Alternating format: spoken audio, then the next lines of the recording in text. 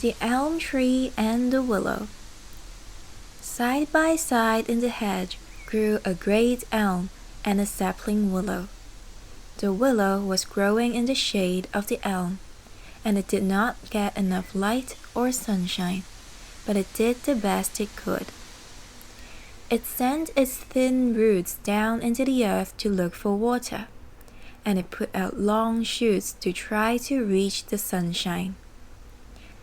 The big elm scorned the small willow.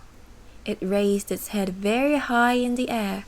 It grew thousands of small leaves, and in the wind it made such a rushing noise that it drowned the voice of the little willow. The willow sometimes spoke timidly to the tall elm. It asked the great tree questions about the birds that nested every year in the bushy trunk of the elm. It admired the pretty red blossoms that grew on the big tree's twigs in the early spring, and which it flung down to the ground when the wind blew. "Ah, you should grow blossoms like mine," said the elm. "Look at your silly little green catkins, and see, when the autumn comes, I send thousands of winged fruits spinning through the air for children to catch. They love me. I am tall and grand. My leaves shout in the wind. I give welcome shade in the hot summer. But you are a miserable little thing." "Well, I cannot grow very big because you take so much light and sunshine from me," said the willow humbly. "But, great elm tree, I believe my roots go further down than yours do." "What do roots matter?" said the elm tree impatiently. "They don't show, do they?" Now that autumn there came a great gale one dark, stormy night.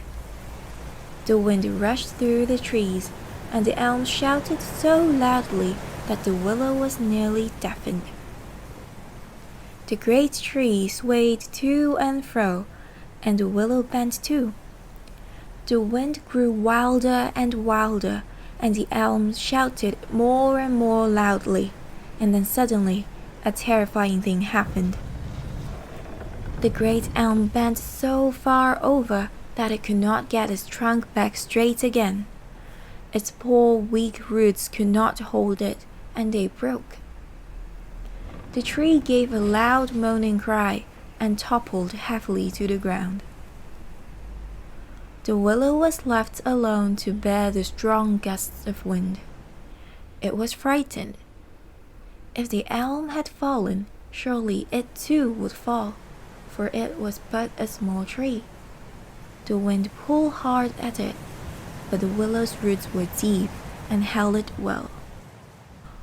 When the storm at last died down, the willow was still standing, and by it lay the great elm, its leaves dying by the thousand. The wind came by once more and whispered to the willow, "Roots don't show, but they matter most of all.